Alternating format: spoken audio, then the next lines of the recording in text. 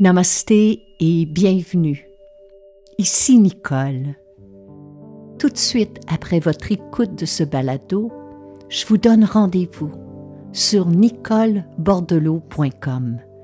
Vous y découvrirez des méditations, des webinaires, des vidéos, des pistes de réflexion, des outils, mes livres, mais aussi mon agenda concernant les événements et les retraites à venir afin que nous puissions poursuivre cette aventure ensemble. Merci et bonne écoute.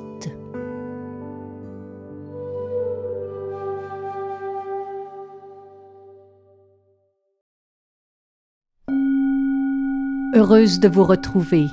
Bienvenue à un autre épisode de Nicole Bordelot en balado.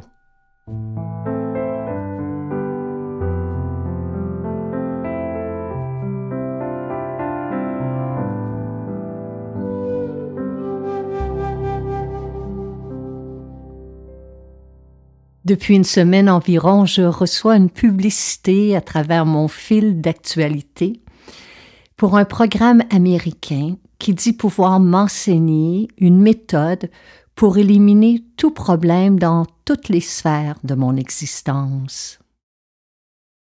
Je ne sais pas ce qu'il en est de vous, mais pendant une fraction de seconde, ces invitations-là sont tellement tentantes parce que peu importe le prix qu'on nous demande, il y a une partie de nous qui a été conditionnée à croire qu'à force de volonté ou de chance ou de travail ou d'effort, toute notre vie, toutes les sphères de notre existence peuvent devenir conformes à nos désirs et à nos attentes. On nous enseigne qu'à l'achat d'un programme ou qu'à l'arrivée d'un événement quelconque, on trouvera le bonheur de façon permanente. Mais on oublie de nous souligner que le bonheur, le vrai, ne viendra pas d'une situation, mais d'un état d'être. D'un état d'être qui est celui de faire la paix intérieurement avec ce qui se passe ou ne se passe pas en cet instant.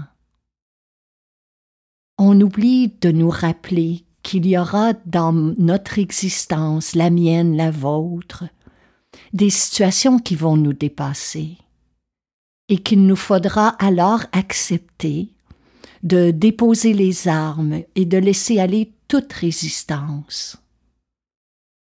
Qu'il y a des moments que même si on a fourni tous les efforts et toute la volonté du monde, rien n'y changera. Alors comment fait-on pour traverser ces moments de turbulence? C'est notre sujet de cette semaine.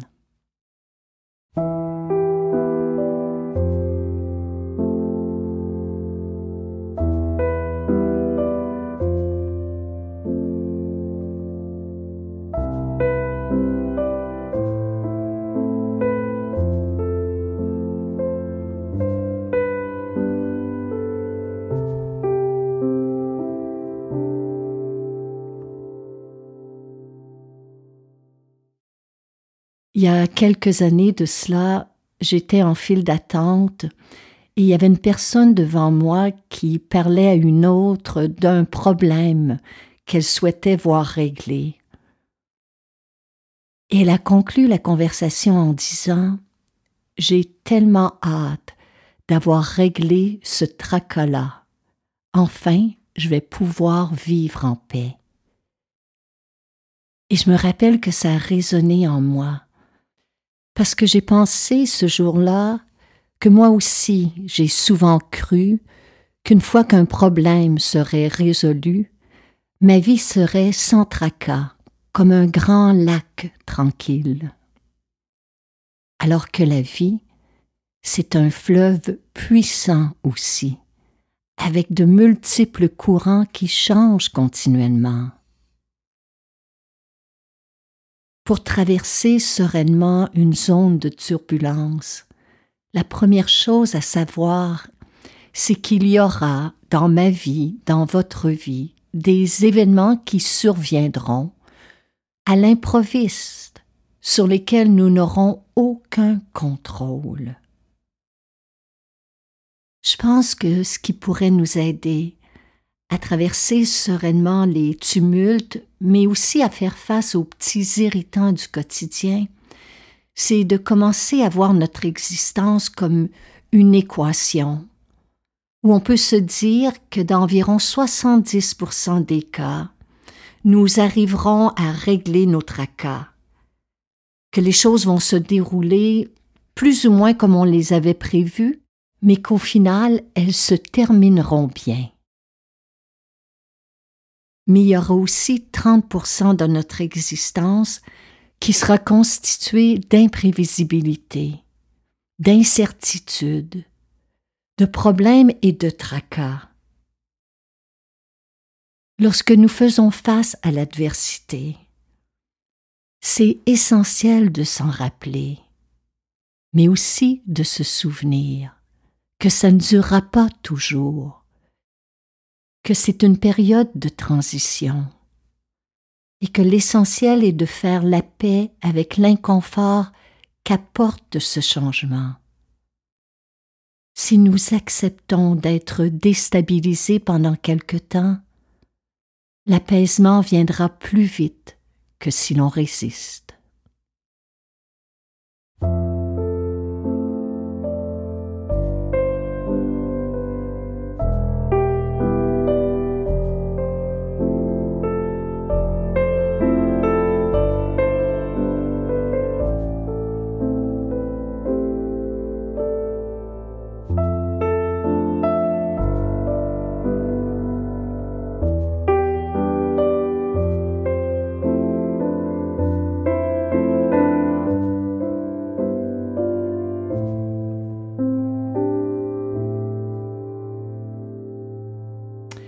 Ça me fait penser à un enseignement du Bouddha. À une certaine époque, il était l'un des plus grands maîtres spirituels et d'innombrables personnes venaient le consulter. Ayant aidé un grand nombre d'entre elles à soulager leur souffrance morale, les gens venaient d'un peu partout pour recevoir ses enseignements. Un jour, un homme vint demander une consultation. Après un long moment, cet homme ressortit visiblement déçu de sa rencontre, de sorte que Ananda, qui était l'assistant personnel du Bouddha, le questionna. « Mais que s'est-il passé avec cet homme? Il m'a semblé déçu à sa sortie. »« Je n'ai pu l'aider, » répondit le Bouddha. « Comment se fait-il? » Vois-tu, Ananda, toi, moi et tout être humain, nous rencontrerons au cours de cette existence différents problèmes. Nous aurons en moyenne 85 tracas. Nous devons tous passer par là. Oui, je le sais bien, répondit Ananda. Nous sommes tous sujets à vivre des conflits, des échecs, des pertes, à connaître des deuils, des maladies. C'est normal, et c'est pour cela que vous nous enseignez qu'en moyenne, chaque individu aura 85 problèmes. Oui, répondit le Bouddha, mais cet homme en avait 86. Son 86e problème était qu'il croyait que son existence devrait être sans tracas. Voilà pourquoi je n'ai pu l'aider. Personnellement, c'est l'un des enseignements qui m'a été le plus utile pour affronter les petits irritants du quotidien. J'ai compris au fil du temps qu'il y a quelque chose de véritablement libérateur à ne plus espérer que ma vie soit sans problème aucun. Parce qu'à partir de cet instant-là, je commence vraiment à apprécier ma vie telle qu'elle est. Alors ne soyons pas comme cet homme en croyant que notre vie devrait être sans problème, car plus nous nous accrochons à cette illusion, plus nous souffrons. Cultivons plutôt la sagesse d'accepter qu'on ne contrôle pas tout.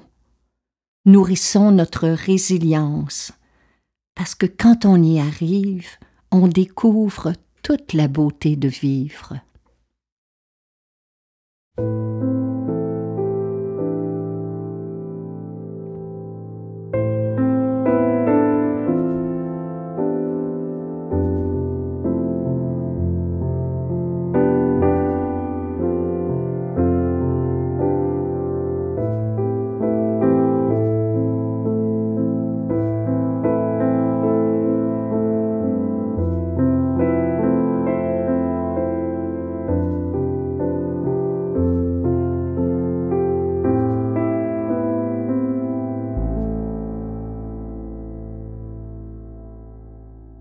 Un problème, un changement, une forme de tumulte dans nos vies annonce que quelque chose prend fin et qu'un nouveau cycle est sur le point de voir le jour.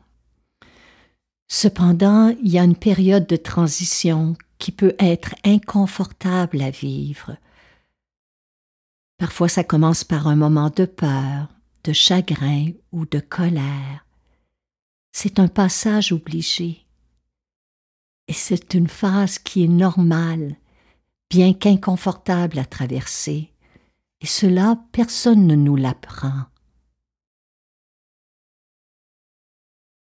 C'est normal de se sentir mal à l'aise face à l'inconnu.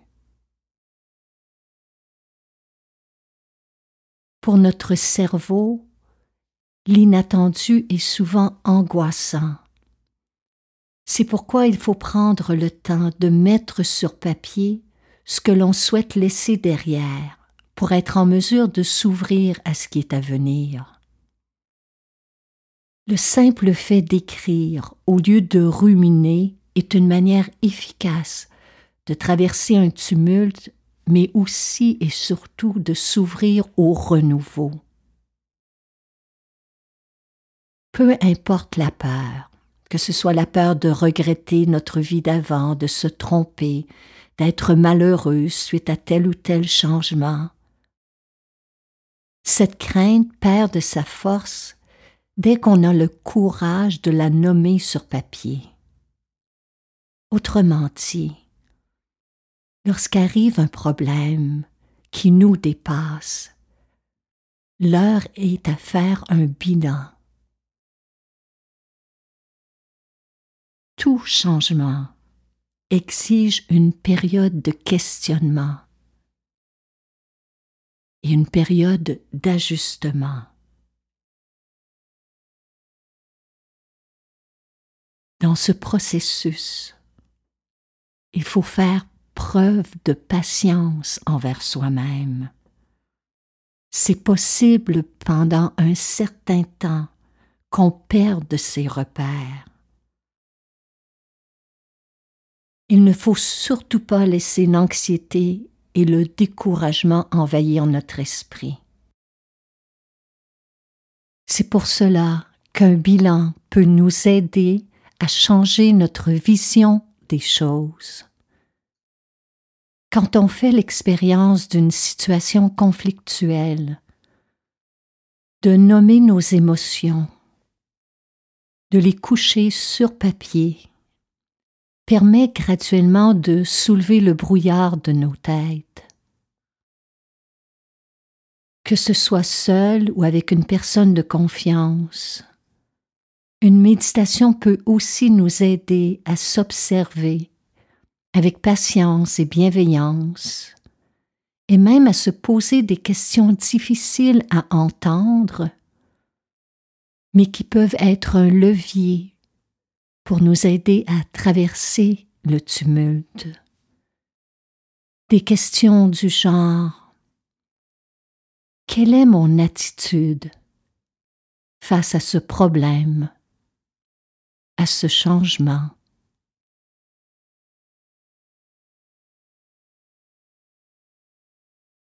Qu'est venu m'enseigner cette situation?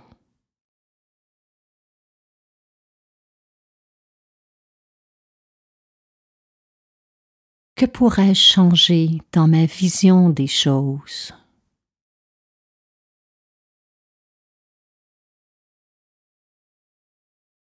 Comment puis-je voir au-delà de ce problème, au-delà de cette situation?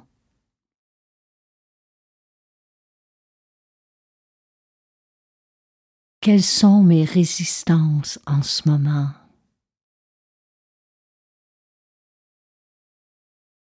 Quels sont mes espoirs?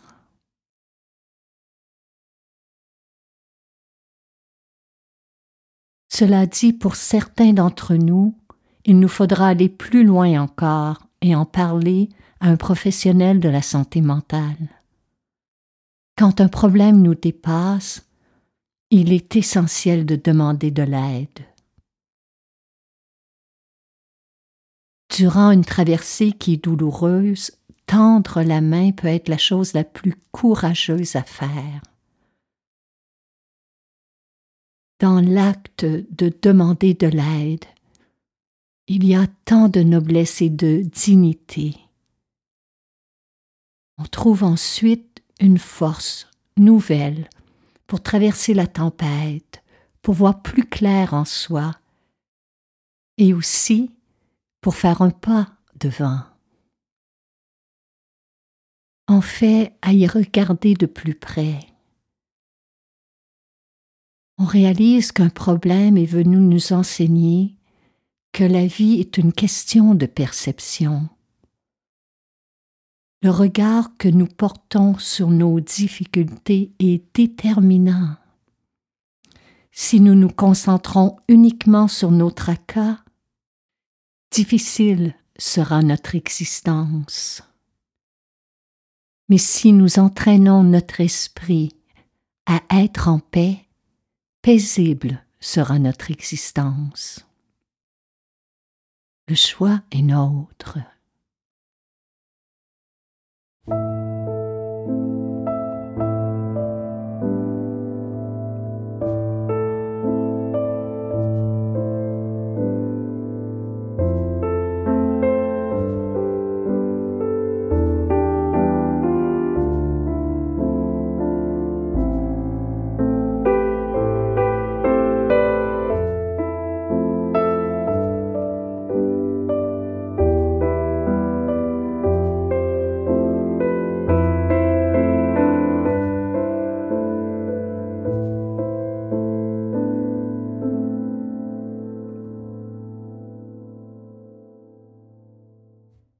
Pour vous accompagner à travers un moment de turbulence, que ce soit un irritant dans votre quotidien, que ce soit un problème plus important.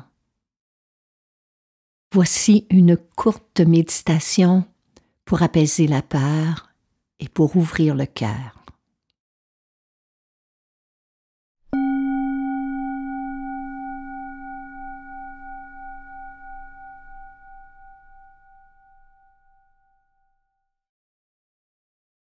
Asseyez-vous confortablement. Allongez votre colonne vertébrale. Abaissez vos épaules. Les pieds à plat au sol et les mains sur vos cuisses. Fermez les yeux et prenez 3 longues, lentes et profondes respirations par le nez.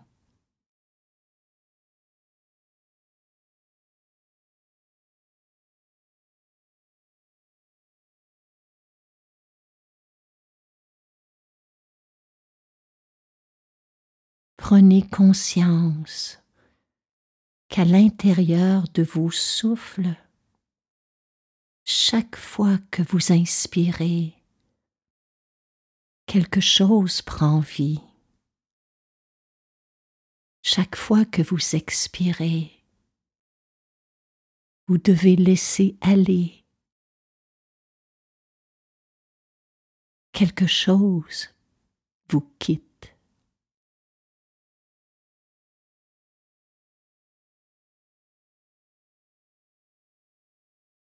juste pour cet instant.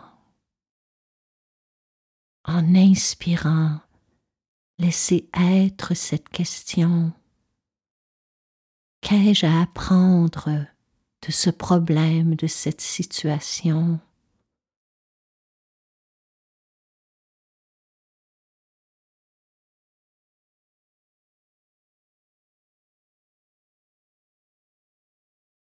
En expirant, laissez aller toute résistance.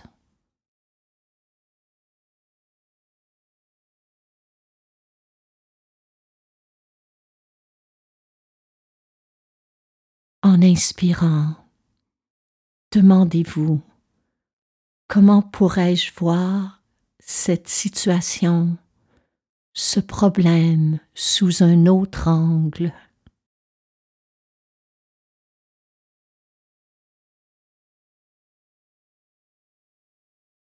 En expirant, laissez aller toute peur, toute résistance.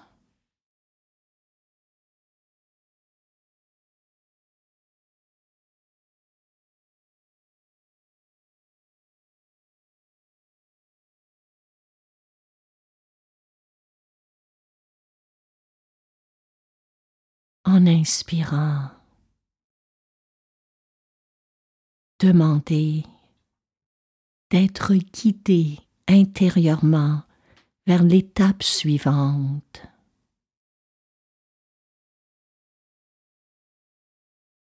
En expirant, acceptez humblement d'être guidé intérieurement.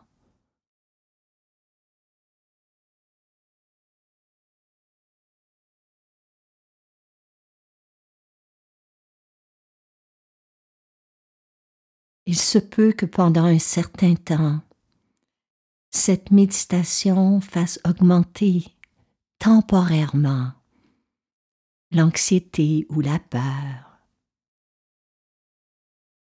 Mais n'ayez crainte.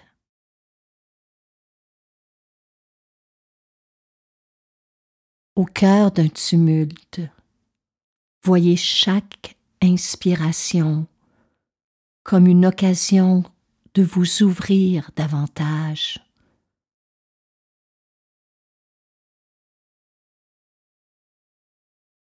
Et chaque expiration comme une invitation à laisser aller le passé.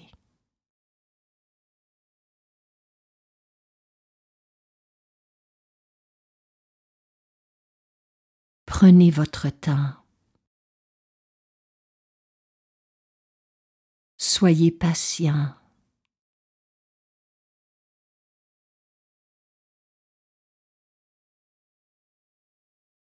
Petit à petit, la précieuse leçon de vie qui se cache derrière ce tumulte, derrière ce problème, vous sera révélée.